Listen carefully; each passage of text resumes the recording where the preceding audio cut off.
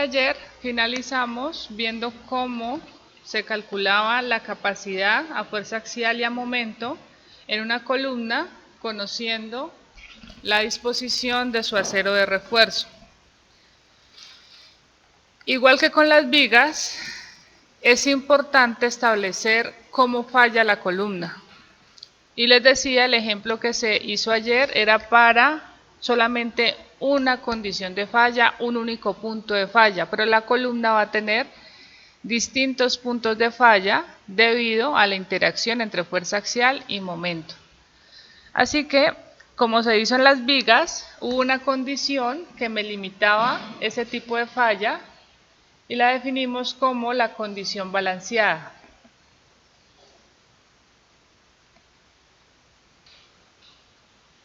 La condición balanceada es entonces cuando el acero llega a la fluencia simultáneamente cuando el concreto falla.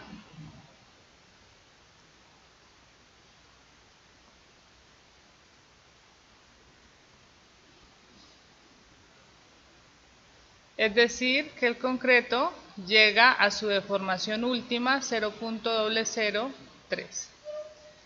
Así que esta condición también tenemos que determinarla para el caso de una columna.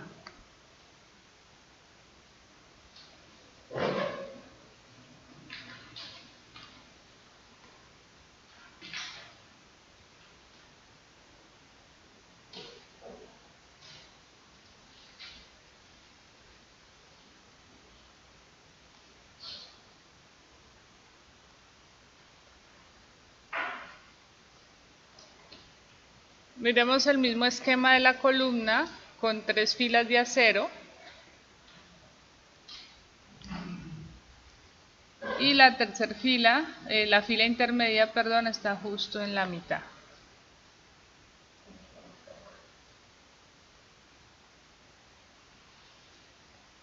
Para esta columna habíamos definido como H esta altura y esta sería la base. Fila de columnas 1, fila de columnas 2 y fila de columnas 3. Muy bien, con esa disposición entonces vamos a determinar la condición balanceada. Recordemos que la condición balanceada se define con el diagrama de deformaciones unitario.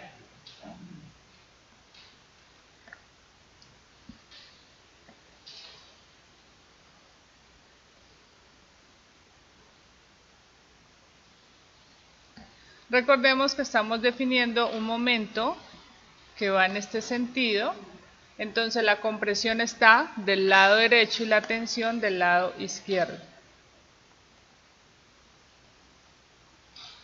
Aquí tendría la deformación última en el concreto igual a 0.003, condición balanceada. Y al lado del acero que está en tensión, que sería la fila de aceros 1, voy a tener la deformación unitaria de fluencia para el acero que es 0.021 o 0.020 como lo define la NSR 10.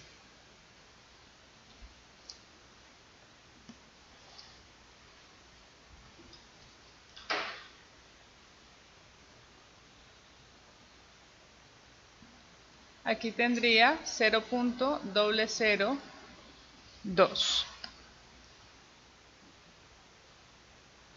o la deformación G.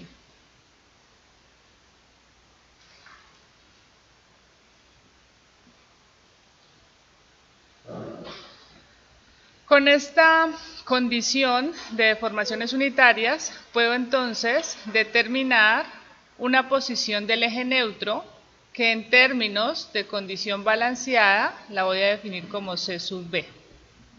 Posición del eje neutro en condición balanceada.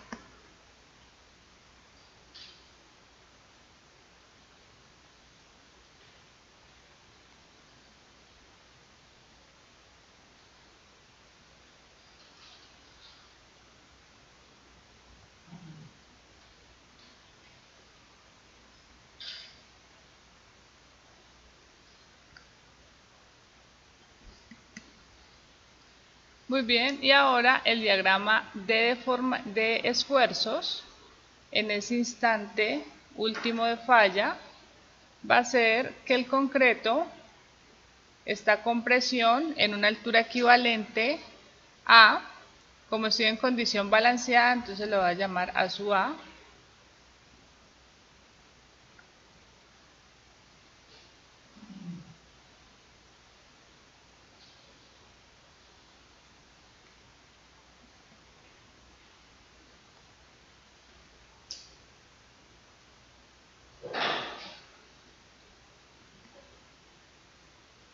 A sub B, perdón, de la condición balanceada.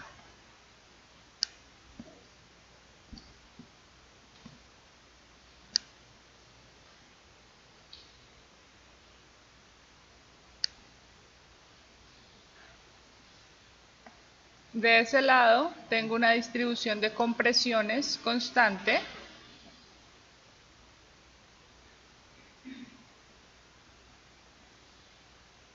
en esa altura equivalente.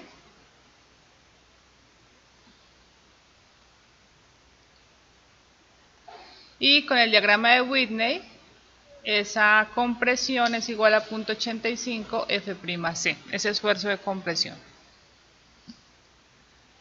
Ahora proyecto la posición de cada fila de aceros para determinar su esfuerzo. Para este ejemplo estoy mostrando solamente el acero de la fila 1 con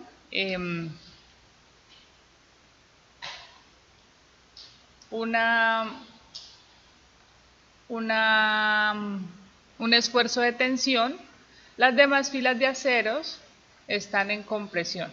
Para esta condición no significa que siempre sea así.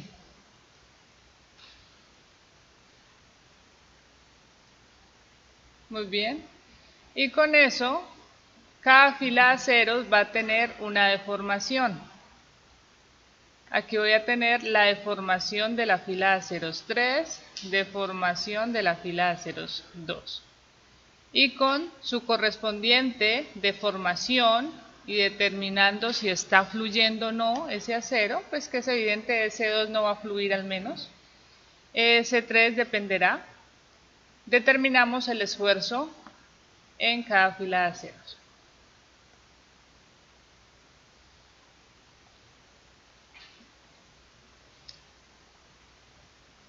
Aquí tendría un esfuerzo de tensión en la fila de aceros 3.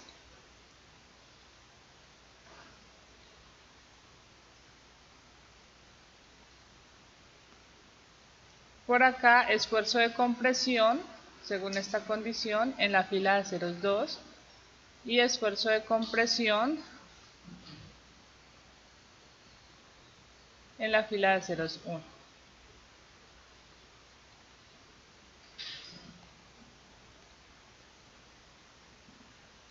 FS1, FS2 y FS3.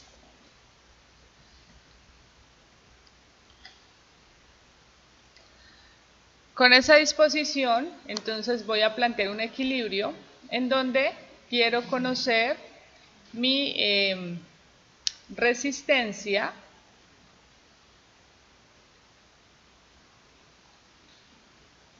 P sub n en condición balanceada y mi momento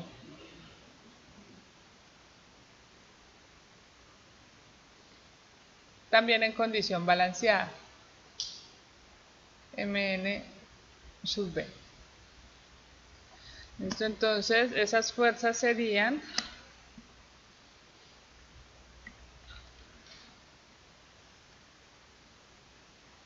P sub B a P sub N sub B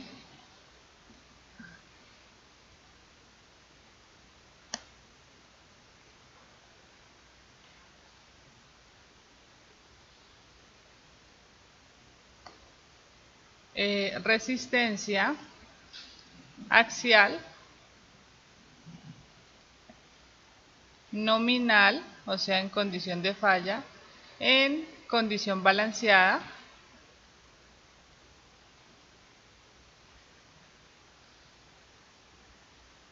y N sub B, resistencia o momento nominal en condición balanceada.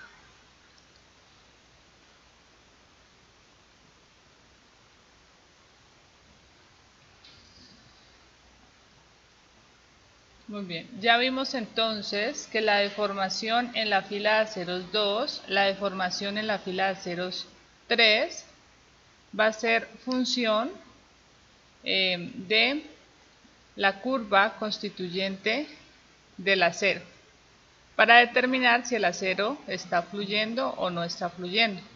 El acero en tensión ya determinamos que está fluyendo.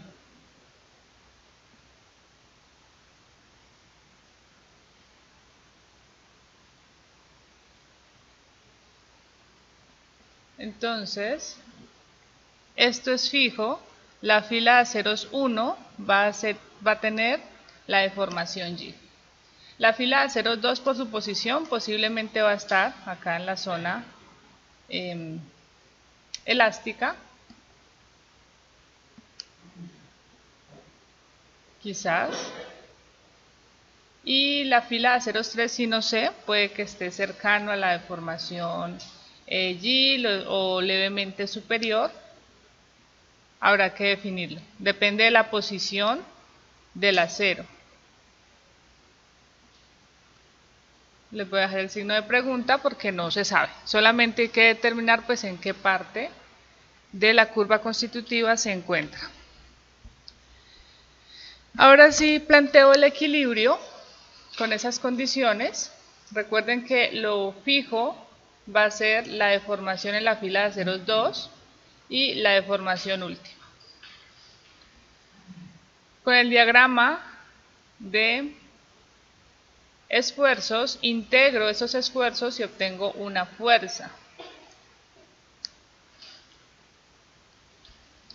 Para el caso del concreto, a una distancia de A medios, obtendría la compresión en el concreto en condición balanceada. Bueno, esto no lo voy a colocar el subíndice B, me interesa solo la capacidad que ya la coloqué con el subíndice. En la fila de aceros 2 también voy a tener una compresión en esa fila de aceros. En la fila de aceros 3, una compresión en esa fila de aceros 3. Y la fila de aceros 1, según este esquema, estaría a tensión y sería la única fila a tensión. Fila de aceros 1, a tensión. Posiciones.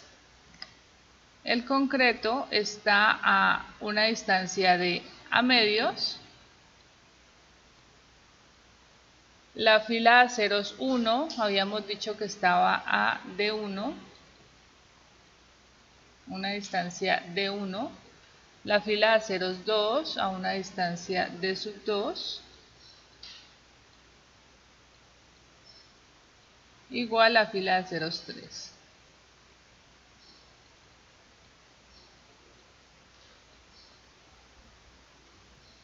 Para este caso, que la fila de aceros 2 está justo en el centroide plástico, pues esta altura sí sería igual a H medios. Esta altura, esa posición. Muy bien, entonces lo mismo que se hizo ayer. Sumatoria de fuerzas en Y primero iguales a 0 para determinar la resistencia axial. Dime.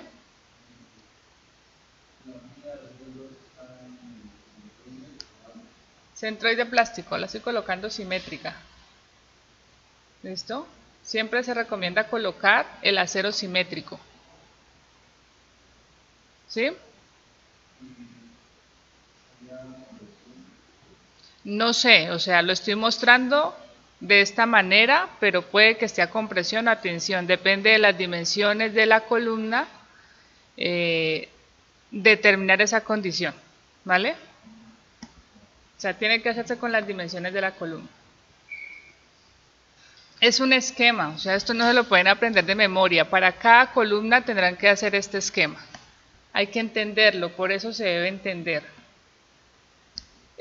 Sumatoria de fuerzas en Y tendría entonces que de una vez la resistencia nominal en condición balanceada va a ser igual a la compresión del concreto más la compresión de la fila de aceros 1 más la compresión de la fila de aceros 3 y menos la tensión de la fila de aceros 1. La compresión en el concreto va a ser igual al 85% de F'C, integro ese volumen de esfuerzos por el área balanceada. Entonces, proyecto esta posición, aquí está el área balanceada, el área equivalente, balanceada, A sub B.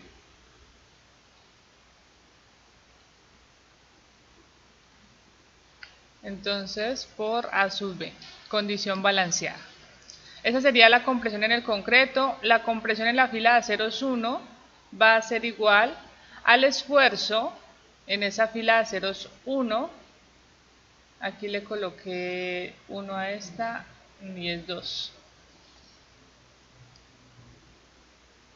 Entonces, compresión en la fila de aceros 2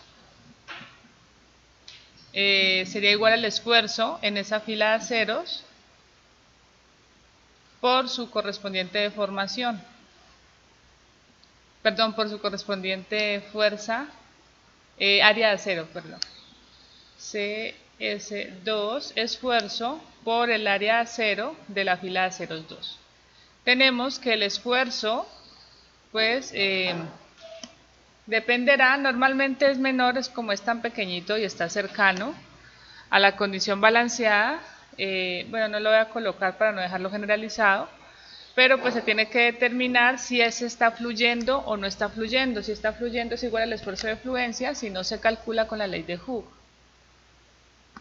Compresión en la fila de aceros 3 sería el esfuerzo en la fila de aceros 3 por el área de esa fila de aceros. Y la tensión en la primera fila, esfuerzo, aquí sí sé que es el esfuerzo de fluencia porque es condición balanceada.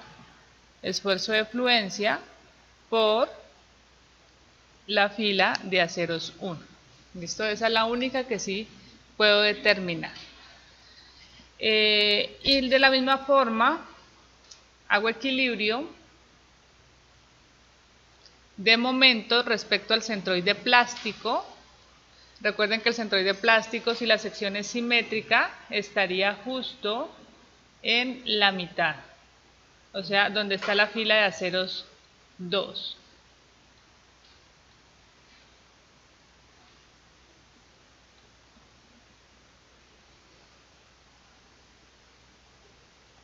Muy bien, entonces me quedaría que el momento nominal en condición balanceada va a ser igual. Respecto al centroide plástico, todas las fuerzas están haciendo un momento antihorario, las fuerzas de abajo. Y el momento que quiero despejar es horario, entonces lo paso al otro lado con signo positivo. Me quedaría que es igual a la compresión en el concreto por, sería H medios, que es la posición del centroide plástico, H medios, y no tengo dónde más colocar.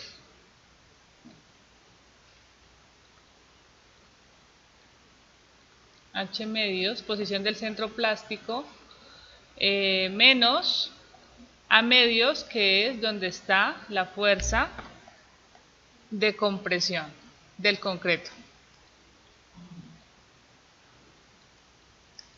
La fila de aceros 2 estaría justo en el centroide plástico, entonces no hace momento. La fila de aceros 3, CS3, estaría a H medios menos la distancia D sub 3. Y la fila de aceros 1 estaría más D sub 1 por D1 menos H medios. el centroide plástico. Este creo que me quedó como mal dibujado. De su 3. De esta manera determinaría entonces la resistencia nominal a momento para esa sección. Dime.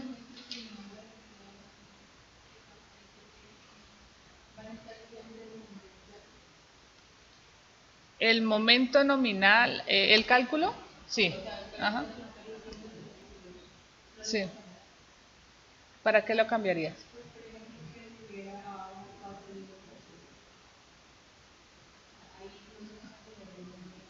Que tuvieras acá abajo 4 líneas de acero, pero también arriba, ¿no? Para que sea simétrico. Ajá. Ajá. Sí. O sea, tu sección sigue siendo simétrica. Si aquí colocaras 2 número 8 y aquí 2 número 4, ya no es simétrica y el centroide plástico no estaría en la mitad. Por eso es que las columnas se diseñan siempre simétricas. Esta no es una forma que se coloca porque pues tú deseas que tenga el mismo comportamiento en ambas direcciones. ¿Listo? Si el momento va hacia un lado o hacia el otro. Por eso se colocan simétricas. Ajá.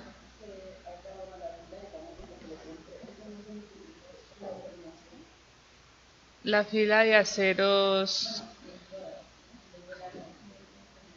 No, la deformación es para calcular el esfuerzo. O sea, con la deformación tú utilizas compatibilidad de formaciones.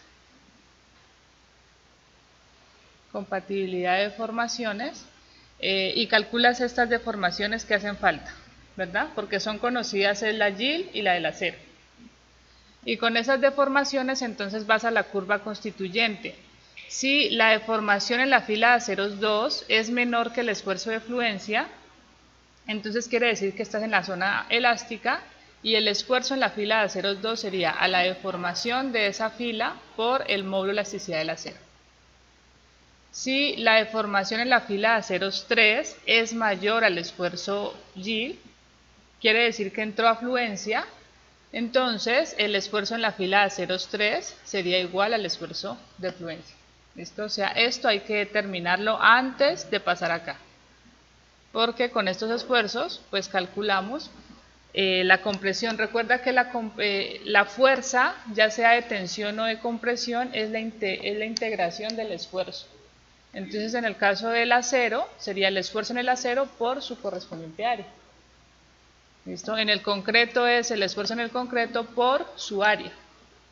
¿Listo? Muy bien, entonces ahí tengo las dos capacidades en condición balanceada.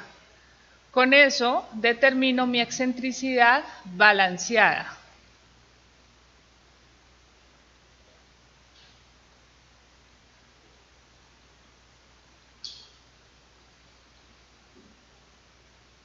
Y esa excentricidad balanceada va a ser igual entonces al momento balanceado sobre la fuerza axial balanceada. ¿Listo? Y esta condición sí es única. O sea, esa va a ser única para cada sección transversal. Es un único valor para una sección transversal de la columna.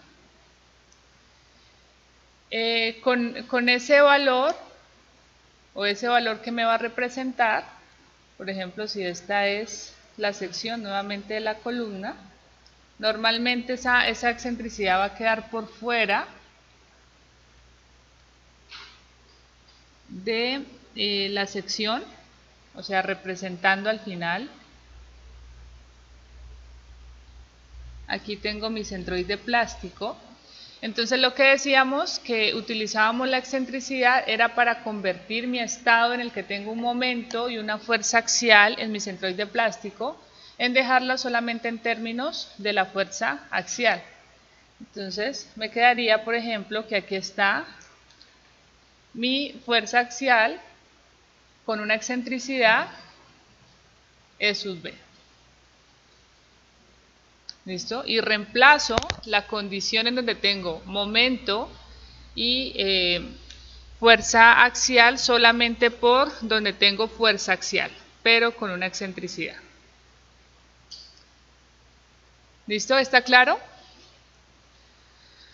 Muy bien, entonces les decía que esta combinación de fuerza axial y momento, este sí es un valor único, pero yo puedo ir variando mis condiciones del diagrama de deformaciones y de esfuerzos y obtendría muchos puntos, varios puntos que me representan una condición de falla. Esos muchos puntos se representan con el diagrama de iteración.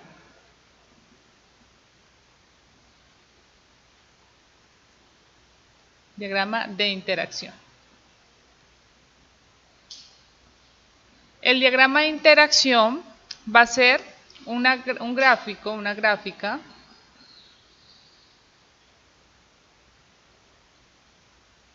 que representa varios puntos de falla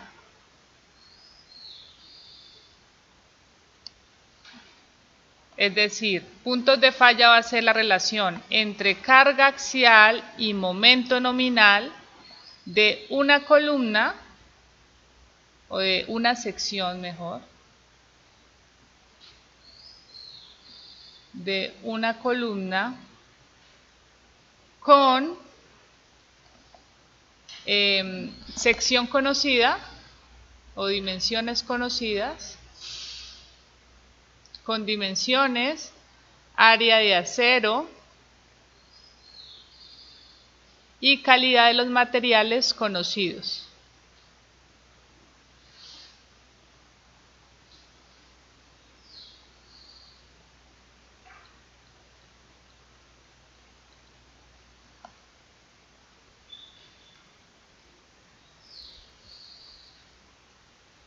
Muy bien, ese diagrama de interacción entonces va a ser un gráfico para esto que estamos haciendo en este curso, que es, dijimos, flexocompresión uniaxial. El gráfico será plano. Cuando se analiza biaxial, pues ya no es un gráfico plano, esa es la diferencia.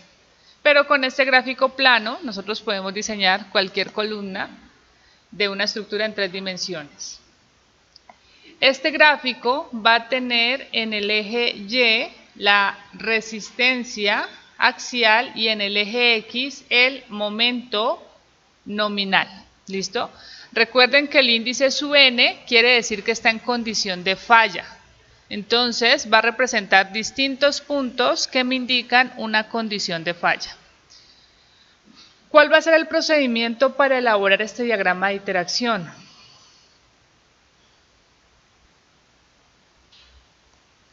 Lo primero es que vamos a localizar 3 puntos base.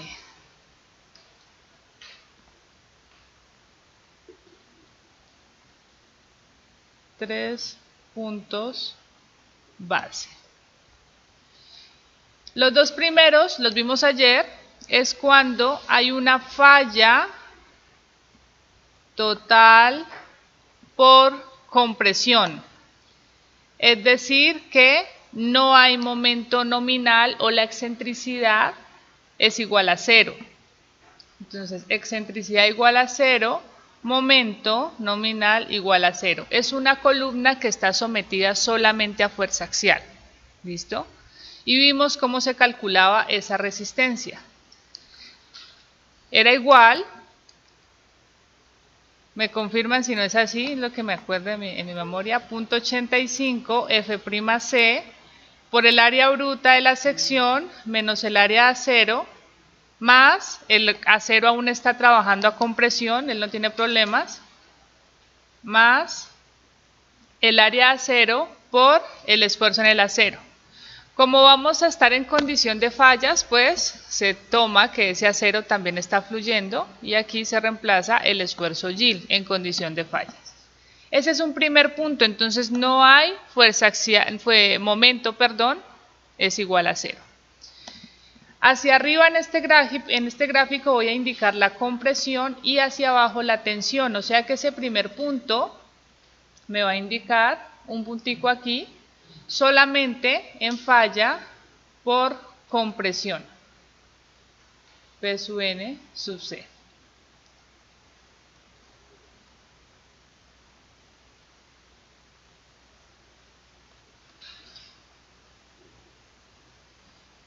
Falla por compresión.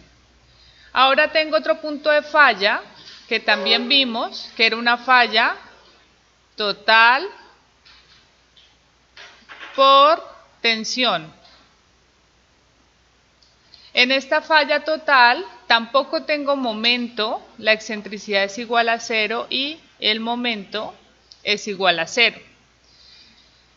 Así que solamente tendría, en el caso de tensión, en el instante de falla, pues el concreto ya sabemos no se comporta bien. Así que para esta falla solamente tendríamos acero de refuerzo. Y de ahí que la falla se calculaba como área de acero por el esfuerzo de fluencia porque estoy en instante de falla. Como hacia arriba grafiqué compresión, hacia abajo voy a graficar tensión.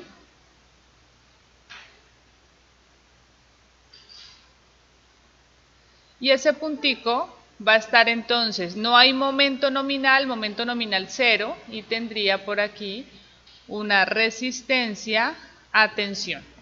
Van dos puntos base.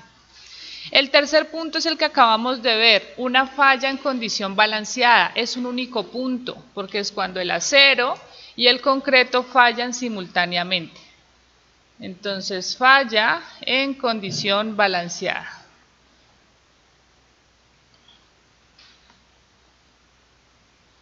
En este caso, si tengo una excentricidad, que la llamamos balanceada, que es igual al momento nominal en condición balanceada sobre la carga nominal en condición balanceada. Para esta condición vimos el esfuerzo, la deformación en el concreto llega a su deformación última simultáneamente cuando la deformación en el acero a tracción, deformación, aquí se le voy a colocar en el acero a tracción, llega a su deformación Y.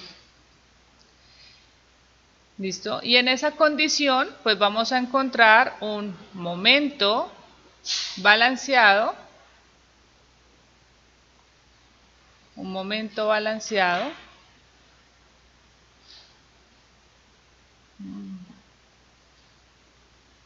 y una carga balanceada. ¿Listo? No voy a colocar expresión, pues la vimos anteriormente.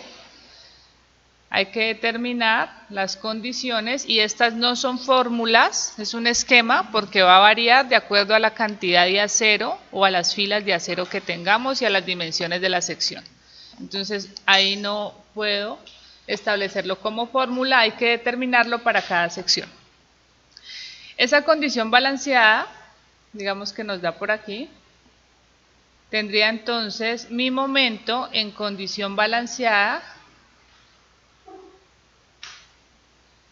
y acá mi carga en condición balanceada.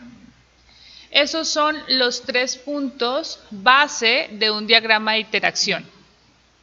Con esos tres puntos base yo podría sacar un diagrama de interacción preliminar, ¿listo? Y lo puedo trazar lineal.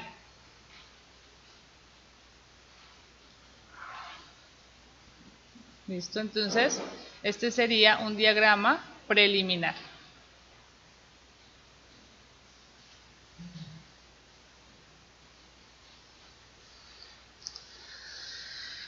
Muy bien, con ese diagrama preliminar, ¿qué puedo hacer? Determinar cuál es la solicitación de mi columna. Entonces, traigo mi columna sometida a los efectos externos que se hayan definido y dijimos esa columna está sometida a una fuerza axial, P sub U, y a un momento,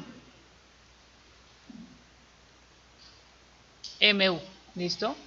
¿De dónde salen estas condiciones? Pues de cargas externas. Cargas vivas, cargas muertas, el sismo, me van a generar estas cargas externas. Habrá que determinarlo con análisis estructural.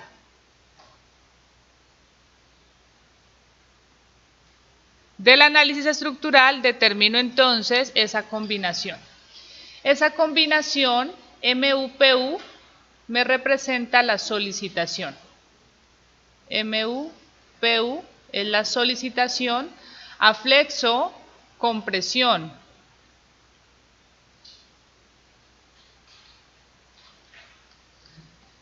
La resistencia que requiero. ¿Y qué voy a hacer con esa solicitación? Pues venir y colocarla en mi esquema.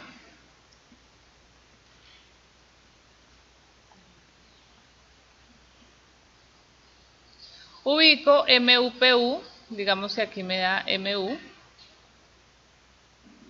y P sub U por aquí.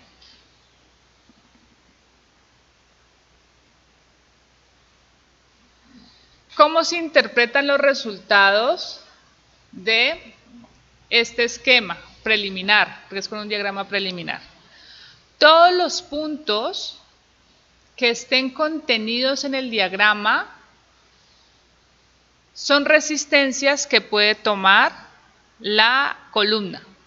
Y para este diagrama preliminar, que no es del todo el real, el que al final se va a utilizar, establecería que si yo no supero esta línea preliminar, que me indicaría como un punto de falla aproximado, pues mi columna tiene la resistencia adecuada. Entonces, la solicitación MU-PU tiene que estar contenida en ese diagrama. Si la solicitación me queda por acá, MU-PU, ¿qué quiere decir? Pues que no tiene la capacidad, esa columna, para esta solicitación. Si me queda por acá abajo, que esté a tensión, tampoco tendría esa capacidad. Entonces tenemos que buscar que esa solicitación quede contenida en el diagrama. Por lo tanto, si me da una de estas dos condiciones, la fuerza, la solicitación por fuera de ese diagrama, al menos preliminar, ¿qué me estaría diciendo? Pues que tengo que aumentar el tamaño de la sección o colocarle más acero. Aumentar su resistencia. ¿Listo? Esa sería la conclusión. Esos tres puntos base los vamos entonces a asociar a un diagrama preliminar, que para efectos así de un cálculo práctico y fácil serían 3 puntos fácil de calcular y de determinar si la columna tiene la capacidad. Diagrama preliminar. Muy bien. Ahora tenemos entonces una segunda parte de ese procedimiento que va a ser localizar puntos adicionales para pulir el diagrama de interacción.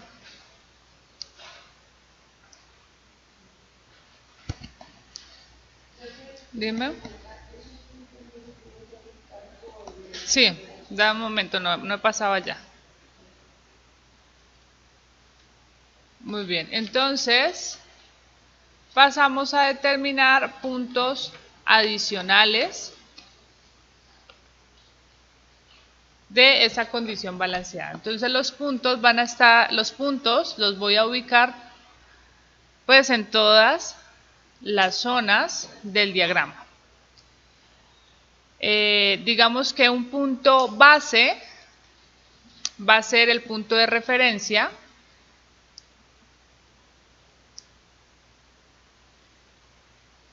que va a ser la condición balanceada.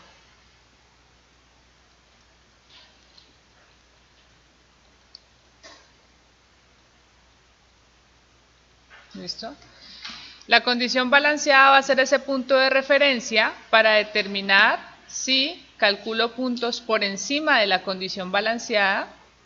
Entonces vengo y obtengo puntos por encima de la condición balanceada.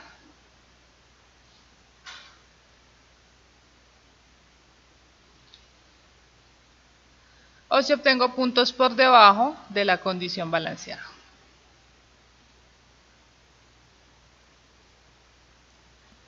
Con esa cantidad de puntos, pues entre más cercano sea el diferencial entre esos puntos, vamos a tener un diagrama mucho más preciso.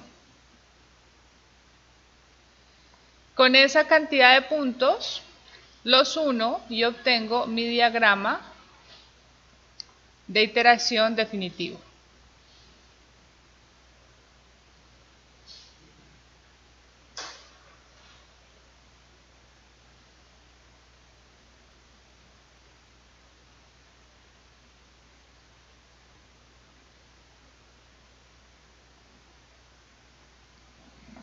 ¿Listo? Así que el objetivo o las columnas se diseñan es con el diagrama de interacción ya total, el que tiene muchos puntos, pero el preliminar se puede usar para empezar a definir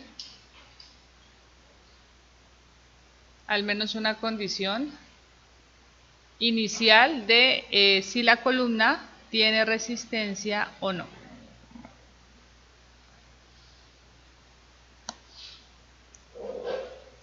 Muy bien, ¿hasta ahí está claro?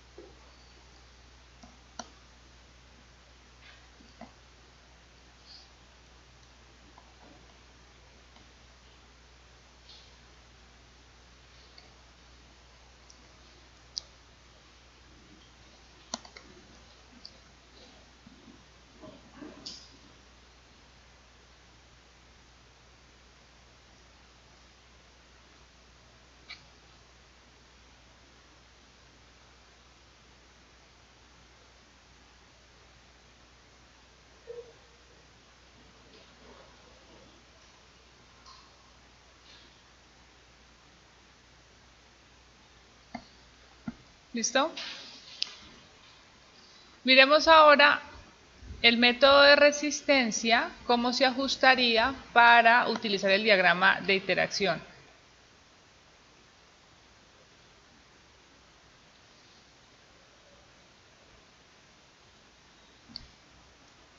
Recordemos la condición del método de resistencia.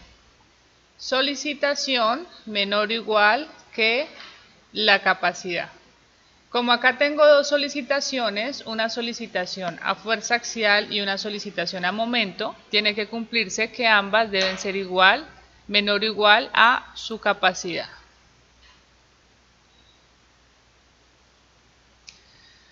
Muy bien. Y en el método de resistencia tenemos que la solicitación se calcula con cargas mayoradas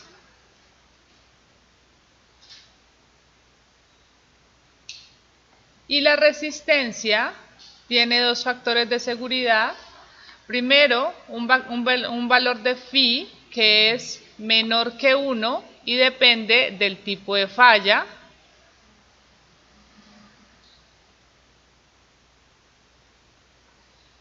Y no, esos son los dos factores de seguridad. Reducir la capacidad nominal según el tipo de falla. Así que tengo que determinar cómo está fallando mi columna para con eso determinar el valor de phi. Si está en la zona de compresión, si está en la zona de tracción o si está en la zona de transición. Y lo vamos a hacer de la siguiente manera. Ya tenemos la condición balanceada. La condición balanceada es el punto de referencia. porque ahí está la condición en la que concreto y acero fallan simultáneamente.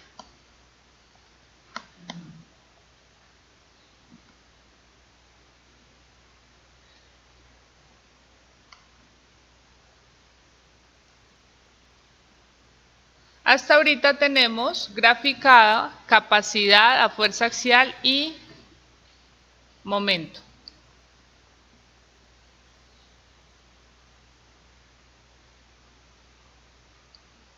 Y digamos que el esquema es el siguiente. Aquí tengo mi resistencia a compresión, condición balanceada.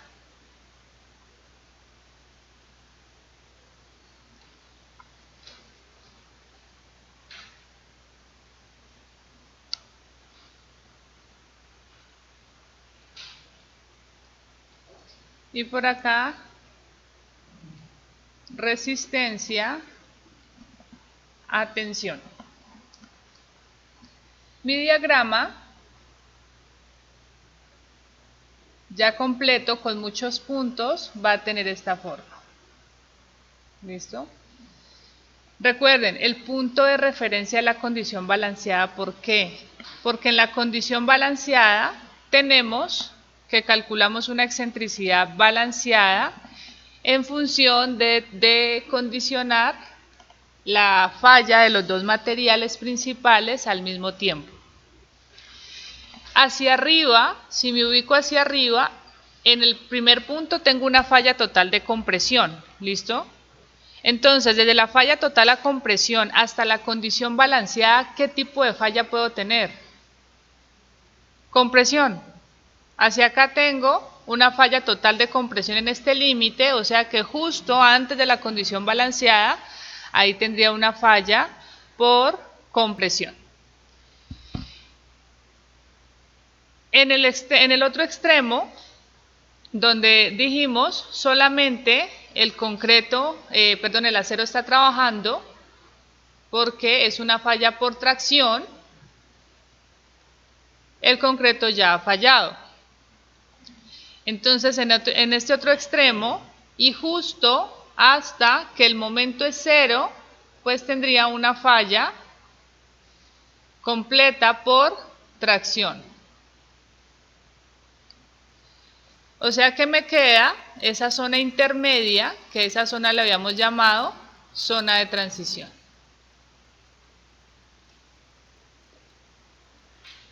¿Listo? Esas son las tres zonas que habíamos definido para el caso de las vigas. Normalmente una columna que tiene una carga axial importante va a estar por acá arriba. La que se pasa del lado de acá es porque quizás tiene muy poquita carga, pues, y entonces el momento que es asociado al sismo está haciendo pues que es sometida a tensión. Pero cualquier columna en cualquier estructura normalmente está por acá arriba. Tiene que ser muy liviana para que se pase a la parte de abajo. Entonces, las columnas usualmente fallan por compresión. Definamos, recordemos lo que es, representa cada uno de esas terminologías. F sub C, FC falla por compresión.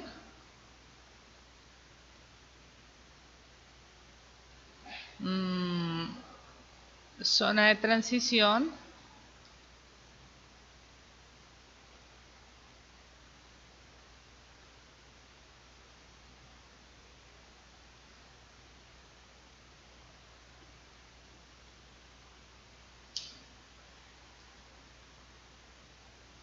Y falla por tracción.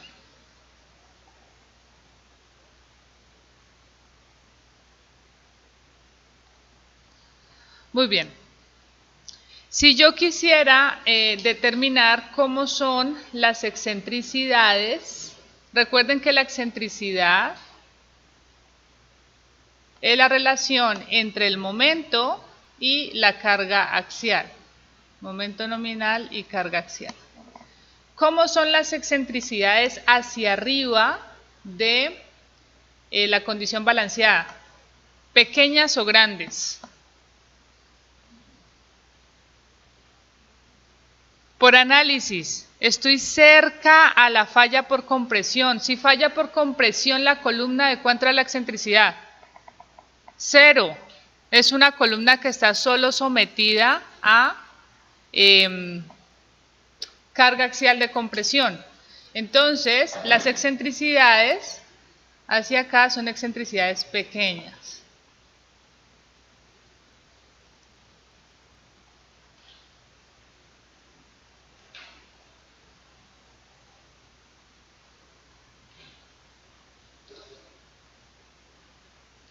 Y hacia abajo, desde la zona de transición hasta pasar a la falla por tracción, es porque tengo una excentricidad grande. El momento entra a ser importante.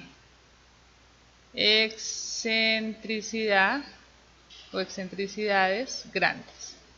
Esto es para que lo tengamos en cuenta más adelante, donde vamos a empezar a obtener esos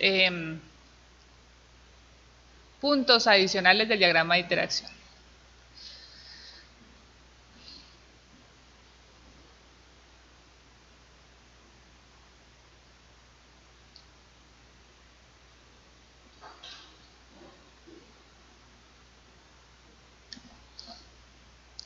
Muy bien, entonces con esa información, ¿qué es lo que vamos a hacer? Ya podemos definir cuáles son las zonas condicionadas a las distintas fallas que puede tener la columna.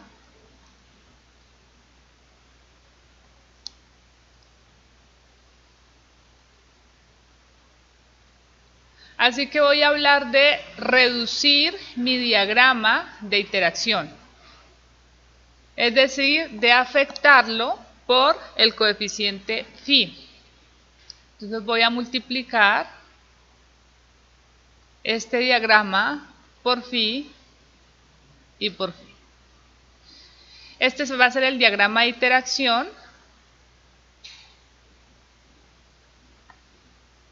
interacción reducido para diseño.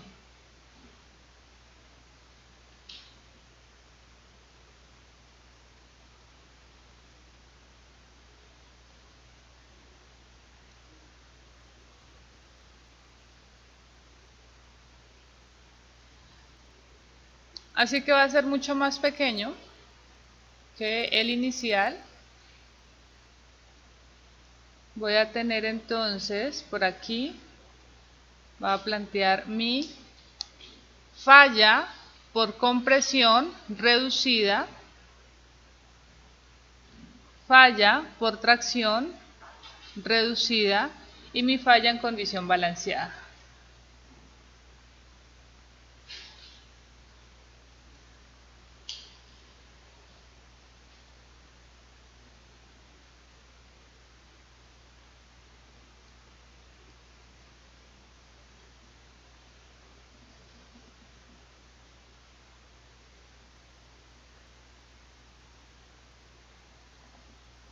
Ese es el diagrama reducido.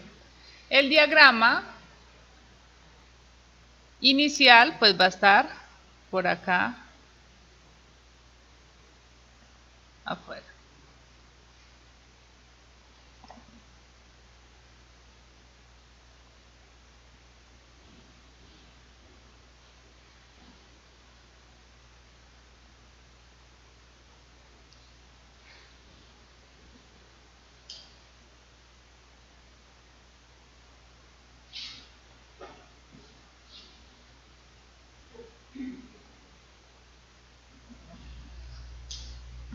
Muy bien, con ese diagrama reducido, ahora sí puedo aplicar mi condición o mi solicitación, llevarla al diagrama y determinar si en realidad cumple la solicitación o no la cumple.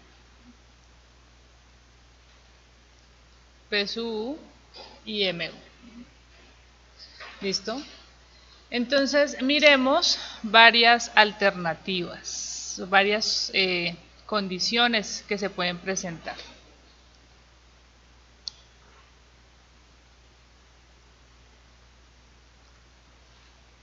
Caso 1.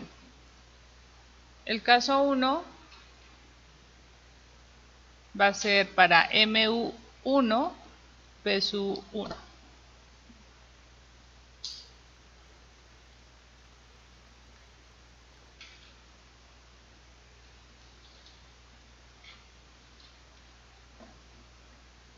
Caso 2.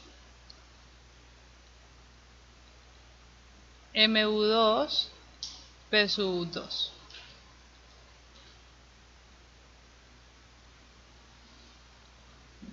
Y caso 3.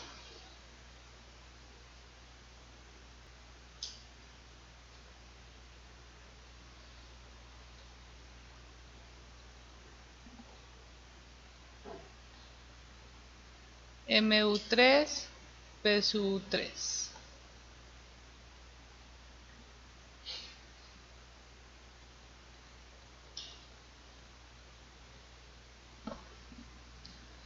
Muy bien. El caso 1, ¿qué me va a representar? ¿La columna cumple o no cumple en el caso 1? Entonces, la columna cumple la condición de diseño.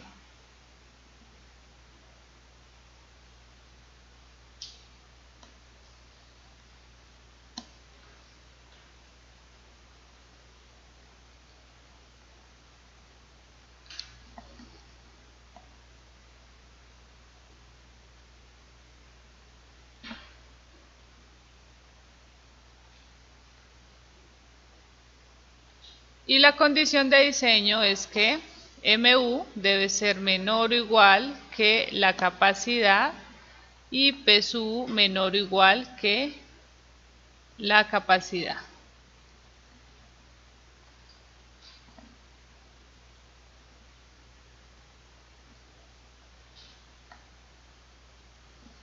Caso 2. ¿Cumple o no cumple?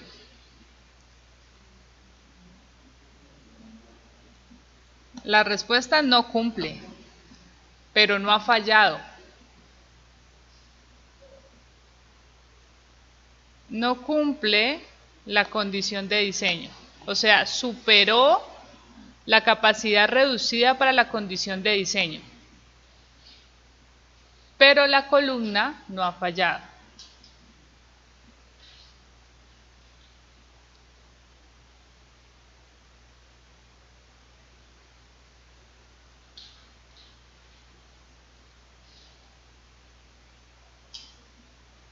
Y el caso 3, no cumple la columna fallada. Listo, está por fuera del diagrama de interacción inicial.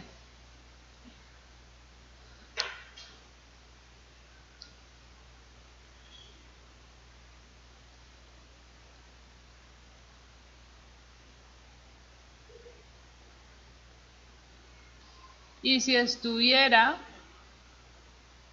en otro punto, MU4, PSU4, ¿qué me indica ese punto? MU4, PSU4.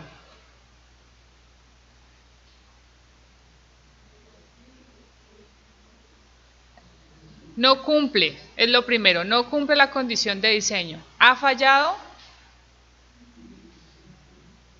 No ha fallado, está en un punto de falla. ¿Listo? Un incremento leve en fuerza axial en un momento y falla, o sea, está en un punto de falla. Con eso, ¿a qué llegamos? A que cualquier punto que esté sobre el diagrama de interacción sin reducir me indica un punto de falla.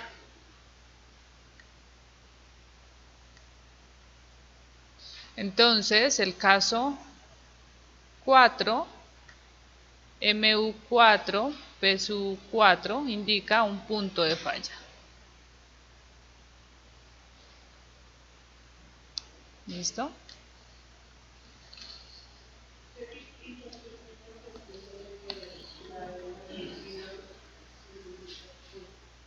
Sí, si queda sobre el reducido, cumple. Estás igualando la condición de diseño, no es menor, es igual.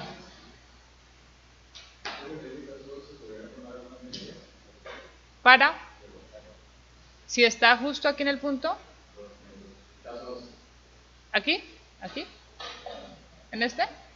Sí, claro, hay que reforzarlas porque pues por norma no puedes. No ha fallado, pero no está cumpliendo por norma. No, pues tienes que colocarle más acero para que el diagrama crezca. El reducido. O sea, no ha fallado, pero pues en el método de resistencia, digamos que no lo llevamos a la falla. ¿Vale? Si queda justo aquí, es un punto en el que se está igualando la capacidad, como dice su compañera. ¿Listo? Entonces estamos igualando justo la capacidad con la solicitación. Si me preguntan a mí, no me preocuparía, pero depende de la columna. Si esa es una columna de primer piso, es un edificio alto, no me atrevería a dejarlo en ese punto. Le aumento la capacidad y hago que quede acá en esta zona. ¿Por qué? Por las solicitaciones que hay en una columna.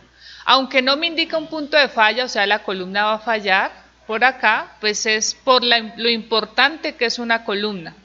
Cuando se trata de una viga, no me da temor en igualar la capacidad entre la viga, la solicitación y la capacidad. En ocasiones los dejo muy cercanas y así lo hicimos en algunos ejercicios. Pero acá en la columna esta en teoría es viable, pero no la recomiendo. No recomendaría dejar una columna en esa condición. Prefiero colocarle un poquito de más acero para subir más el diagrama. No lo recomiendo.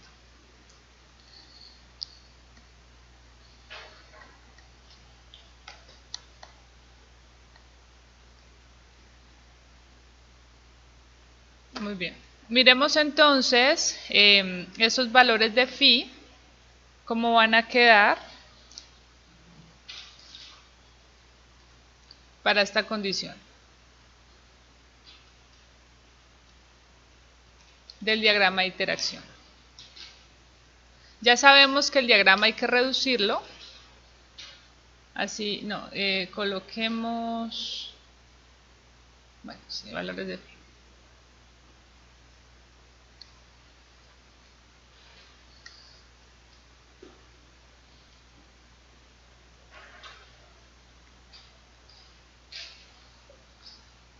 P sub n y phi, voy a colocarle una vez.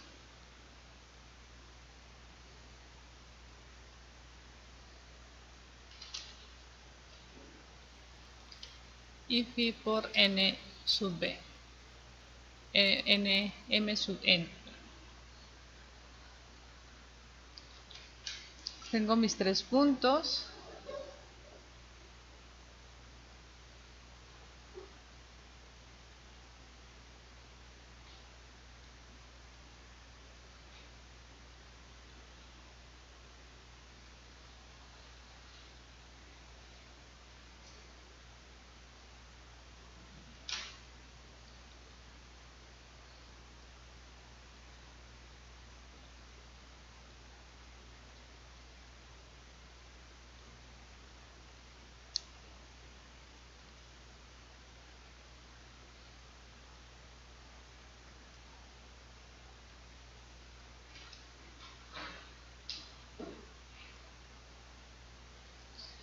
De nuevo, la condición balanceada es una condición de referencia para todo este análisis.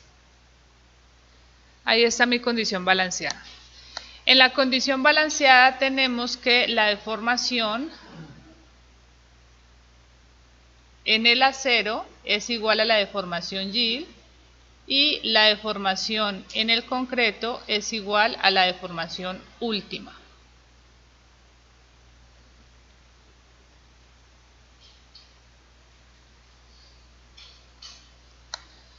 Si hacia arriba tengo, ya definimos que es falla por compresión.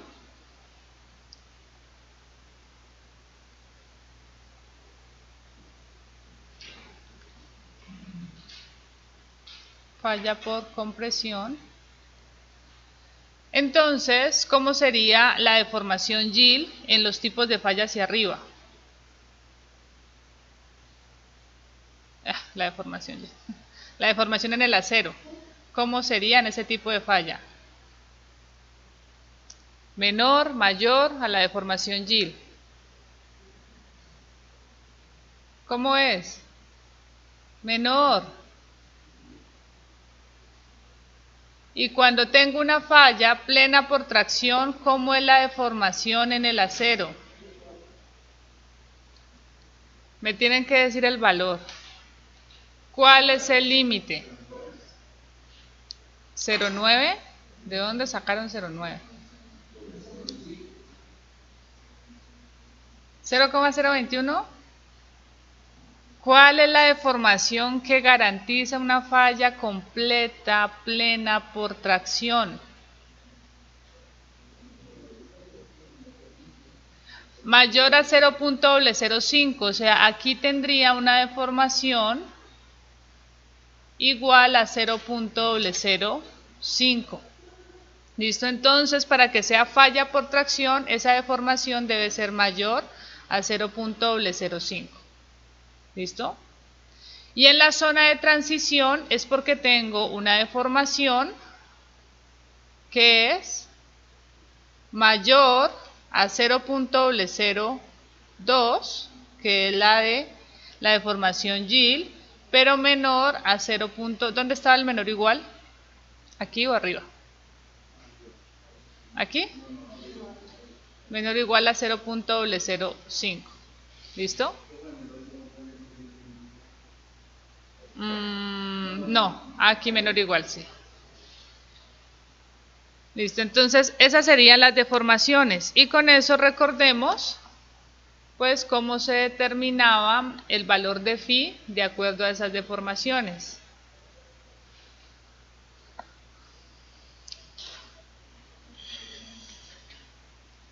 Tengo valor de phi y deformación en el acero. Los límites son la deformación Gill, 0,002, 0,005. Si tengo, ¿cómo era? Estribos cerrados,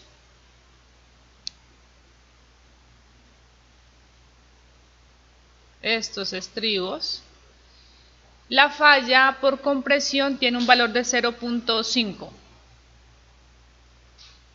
el phi, 0,5, constante en toda la falla por compresión. Si es mayor la deformación en el acero a 0,005, el valor sube a 0,9 y se va constante. Y en la zona de transición tengo un incremento lineal de ese valor de phi. Entonces aquí tengo falla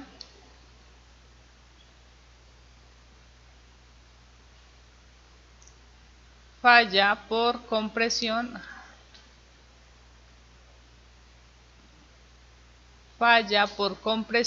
zona de transición y falla por tracción.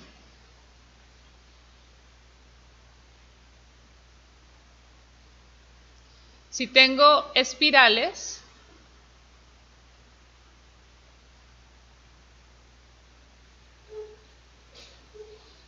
era espiral, ¿cierto? Si tengo espirales, entonces sube a 0,75 y permanece constante después de la deformación de 0,005. ¿Listo? Es lo mismo que vimos para la viga.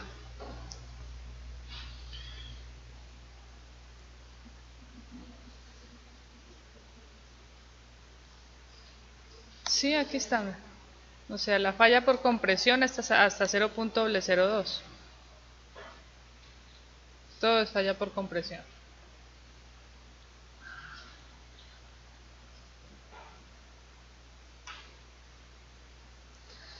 Miremos ahora requisitos de la NSR 10.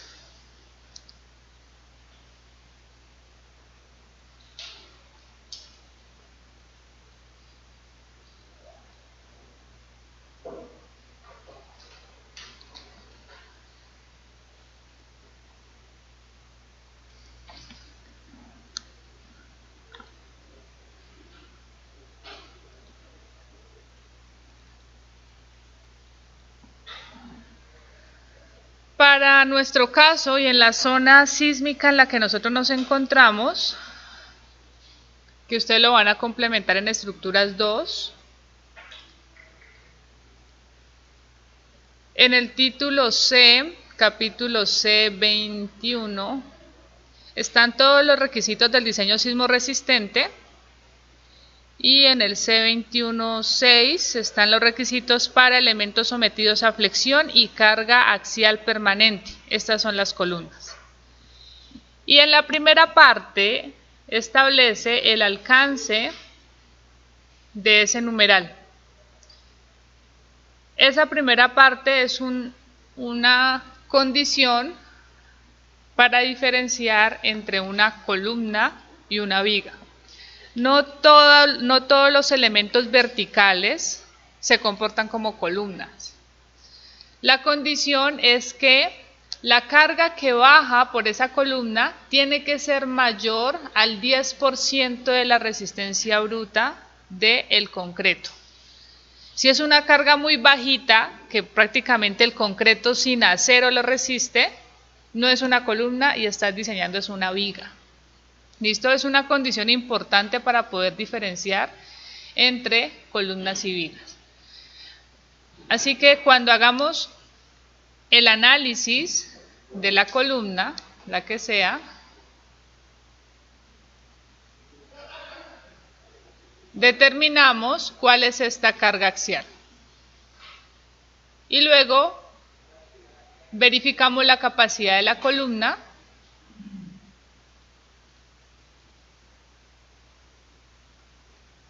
Y le sacamos el 10% de solamente la capacidad del concreto en esa columna, sin considerar acero.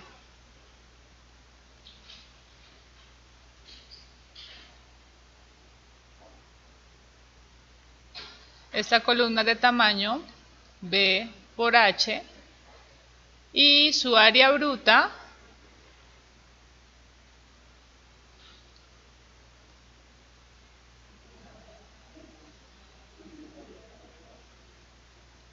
es toda esta área, A sub G sería B por H.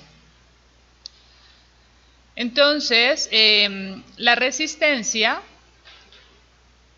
digamos que P sub N de solamente la columna es solamente concreto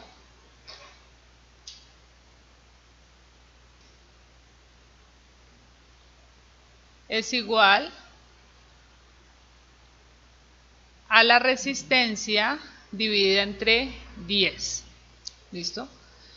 Así que cuando tenemos que la solicitación es menor que esa resistencia, no estás analizando una columna, sino que es una viga. Y se debe verificar es como viga. O sea, si le hagas el diagrama de interacción, quizás esto te da por acá abajo. ¿Listo? Se puede diseñar como viga sin ningún problema.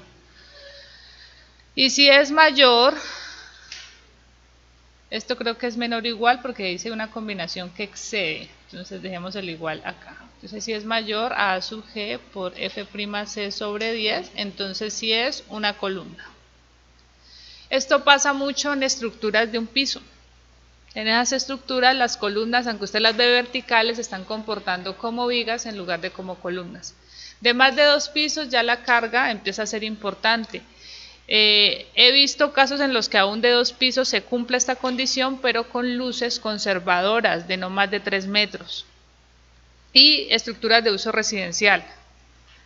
Ya otro tipo de estructuras, esta condición no se cumple. La otra condición está en el C10.3.6.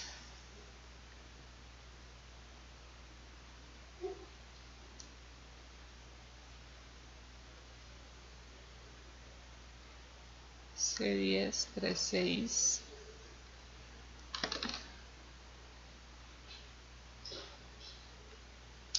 Y es que se establece una resistencia mínima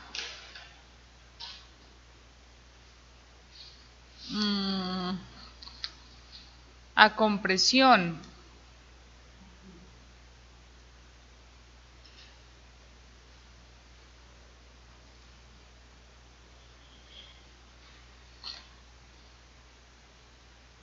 como lo vimos en el caso de las, para calcular la resistencia máxima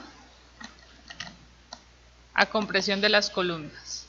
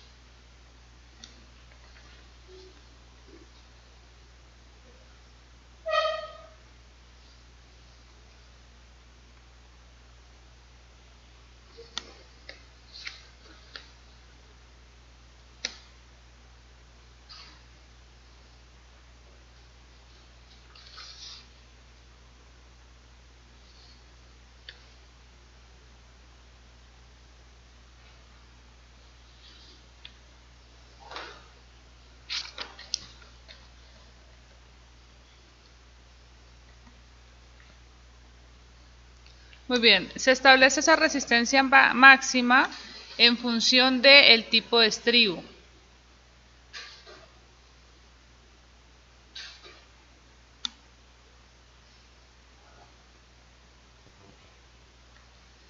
Se define una capacidad máxima compresión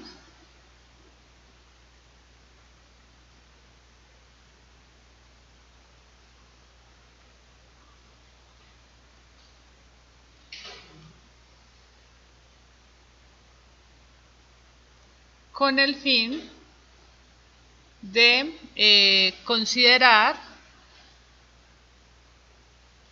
un posible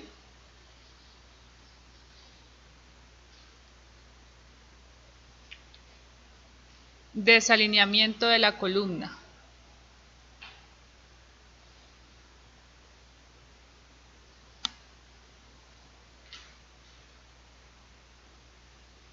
Que genera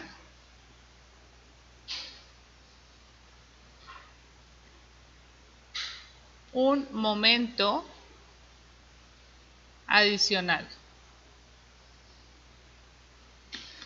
Entonces, esta resistencia que se calcula con cualquiera de las expresiones, phi p sub n máximo, que se calculó como punto 85 F'C por área bruta del acero menos área bruta del concreto menos área del acero más esfuerzo de fluencia por el área del acero, ¿no? Y me falta el valor de phi, que dependerá del estribo, tomar ese valor de phi.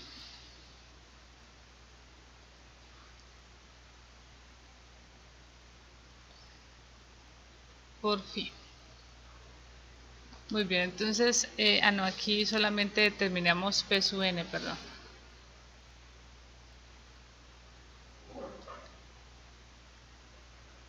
Phi P sub n.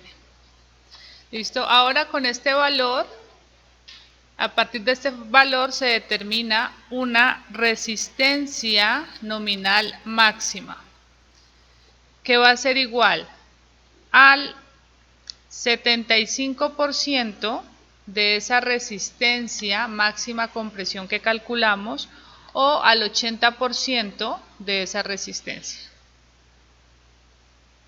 75% cuando tenemos estribos y 80% cuando tenemos espiral. ¿Listo? ¿Qué me va a hacer esa condición en mi diagrama de interacción?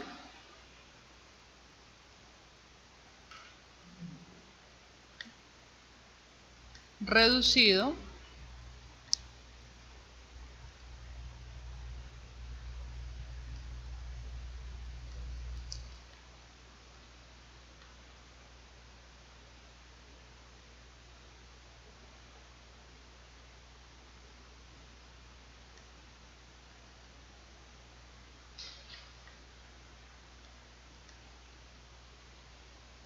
me va a obligar a que no diseño con esta capacidad máxima plena a compresión, sino que voy a mandar una horizontal que me indica la resistencia máxima, que puede ser el 75% de ese valor o el 80%.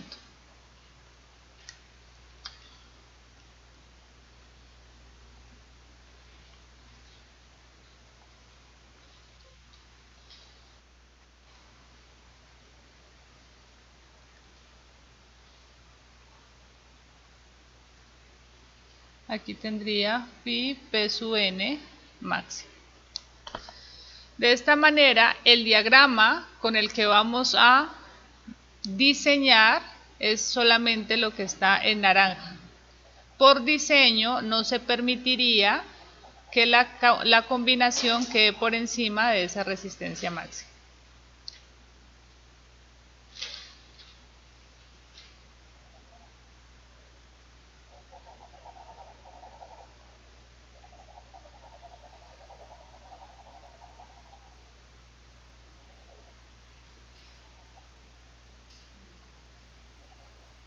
Entonces este sería el diagrama para diseño.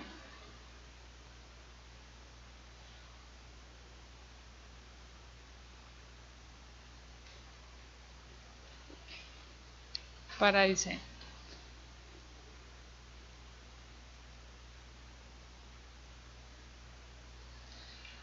La relación MUPU tiene que quedar contenida en el diagrama.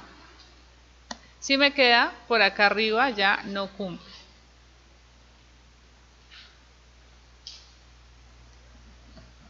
¿Ok? ¿Preguntas?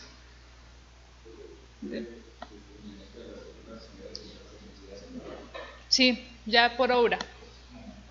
Por eso la norma no permite que diseñes con la max. O sea, que ocurra una falla plena por compresión. Se lo reduce. ¿Vale?